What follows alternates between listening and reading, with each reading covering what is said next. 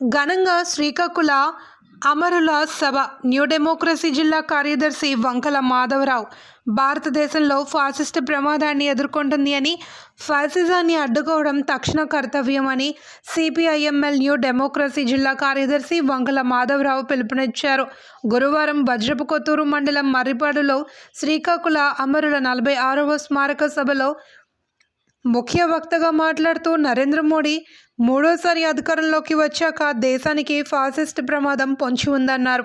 మతోన్మాదాన్ని, విద్వేషాలను రెచ్చగొట్టడం, సంఘ పరివార్ అజెండాను యథావిధిగా మోడీ అమలు చేస్తున్నారని ఆవేదన చెందారు. సంఘ పరివార్ మూకలతో నానాటికి మరింత ప్రమాదం పెరిగింది అన్నారు. కార్పొరేట్ బ్రాహ్మణ భూస్వామ్య విలువలు విస్మరిస్తూ ఉన్నారని మండిపడ్డారు. ముస్లింలను, క్రైస్తవులను, కమ్యూనిస్టులను అంతర్గత శత్రువులుగా చూడడం, వారిని అంతం చేయడం, అణచివేయడమే వీరు లక్ష్యంగా పెట్టుకున్నారు. అందులో దక్షిణాదిలో మత విద్వేషాలు రెచ్చగొట్టడంలో భాగంగానే పవన్ కళ్యాణ్తో తిరుపతి లడ్డూ చుట్టూ రాజకీయాలు చేసే ప్రయత్నం చేశారు. మోదీ కార్పొరేటర్లు ఏజెంట్లుగా మారి సహజ వనరులన్నీ సామ్రాజ్యవాద బహుళజాతి సంస్థలకు అప్పగిస్తున్నారు. భూమి కొరకు, భుక్తి కొరకు, ఈ దేశ విముక్తి కొరకు నక్సల్బరీ, శ్రీకాకుళం ఉద్యమాలు ముందుకు వచ్చాయి. ఈ ఉద్యమాల్లో ఎంతోమంది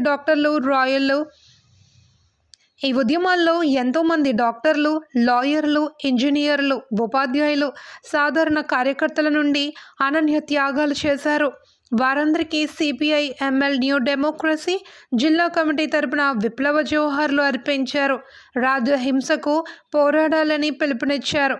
ఈ సభకు ఐఎఫ్టియు జిల్లా కన్వీనర్ జొత్తు వీరాస్వామి అధ్యక్షత వహించగా, స్తూపంపై పూలమాలలు అమరుడు మురిపిండి వల్లభరావు జీవిత సహచరిణి మురిపిం ఎరకమ్మ అమరుల స్తూపంపై పూలమాల వేశారు. ఏఐకేఎంఎస్ జిల్లా అధ్యక్షులు మామిడి భీమారావు, పీడీఎఫ్యు ప్రధాన కార్యదర్శి మద్దిల వినోద్, పీఓడబ్ల్యూ జిల్లా అధ్యక్షులు బతకల ఈశ్వరమ్మ, అరుణోదయ జిల్లా అధ్యక్షులు సొర్ర రామారావు, సవర బంగ్లా కుమార్, మురిపింటి తాతారావు, రాపాక చంద్రయ్య పాల్గొన్నారు. మహోత్తర శ్రీకాకుళ సాయుధ గిరిజన రైతాంగ పోరాటంలో 360 మంది కరుకు కసాయి కాంగ్రెస్ ప్రభుత్వం ఆనాడు కాల్చి చంపింది. జలగం వెంగళరావు ఆనాడు బొడ్డపోడ వచ్చి నక్సలైట్ ఉద్యమం అంతమైంది, ఇక నక్సలైట్లు లేరని ప్రకటించాడు. ఇవాళకి 55 సంవత్సరాలుగా నక్సలైట్ ఉద్యమం ఆపడం ఎవరి తరమైంది? ఇది ఎవడు అబ్బతరం కాదు. ఈవేళ మోదీ లేదా అమిత్ షా నక్సలైట్లను రూపుమాపుతామనే పేరుతో, ఆపరేషన్ కగార్ అనే పేరుతో జనవరి 1 నుండి ఇవాళ వరకు కూడా దండకారణ్యంలో, బస్తర్లో, మధ్య భారతంలో వందలాది మంది ఎన్కౌంటర్ల పేరుతో దుర్మార్గంగా శత్రు దేశాలపైన యుద్ధం చేసినట్టు కాల్చి చంపుతూ ఉన్నారు. ఎన్కౌంటర్లతో విప్లవోద్యమాన్ని ఆపడం ఎవరి తరం కాదు. ఇది చరిత్ర చెప్పినటువంటి సత్యం. అందుకని మిత్రులారా, ఇవాళ కేంద్రంలో ఉన్న మోదీ ఫాసిస్టు విధానాలు అవలంబిస్తున్నారు. మతోన్మాదాన్ని, కులోన్మాదాన్ని రెచ్చగొట్టి ఎన్నికల్లో రాజకీయ లబ్ధిని పొందాలని చూస్తున్నారు. 3 సార్లు ఎన్నికల్లో అధికారంలోకి వచ్చారు. దేవుడు పంపిన దేవదూతలను ప్రచారం చేసుకొని 400 స్థానాలు గెలుస్తానన్న మోదీకి ఈ దేశ ప్రజలు చెంపన చెల్లమని కొట్టినట్టుగా రిజల్ట్ ఇచ్చారు. అయినా ఎన్నికల్లో అన్ని యంత్రాంగాల్ని, ఈసీని ఉపయోగించుకొని మళ్ళీ అధికారంలోకి అడ్డగోలుగా వచ్చారు. ఇవాళ శాశ్వతంగా అధికారంలో ఉండాలంటే హిందూ మతోన్మాదాన్ని, ఫాసిజాన్ని ఈ దేశం మీద అమలు చేయాలని పార్లమెంటరీ ఫాసిజాన్ని అవలంబిస్తున్న పరిస్థితి ఉంది.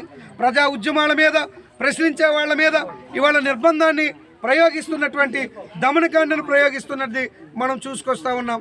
ఇలాంటి ఒక నేపథ్యంలో అమరవీరులు మనం స్మరించుకోవడం అంటే, అమరవీరుల సభలు జరుపుకోవడం అంటే, అమరవీరుల్ని మనం కీర్తించడం అంటే, అమరులు అందించినటువంటి ఆశయాల పతాకాన్ని భుజస్కంధాలపైన మోసుకొని ఈ దేశంలో అమలవుతున్న ఫాసిజానికి వ్యతిరేకంగా పోరాడాలని చెప్పి సిపిఐఎంఎల్ న్యూ డెమోక్రసీ పిలుపునిస్తుంది.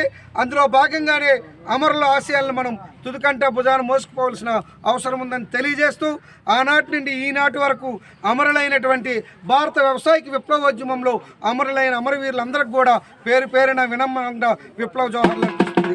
జోహార్ అమరవీరులకు.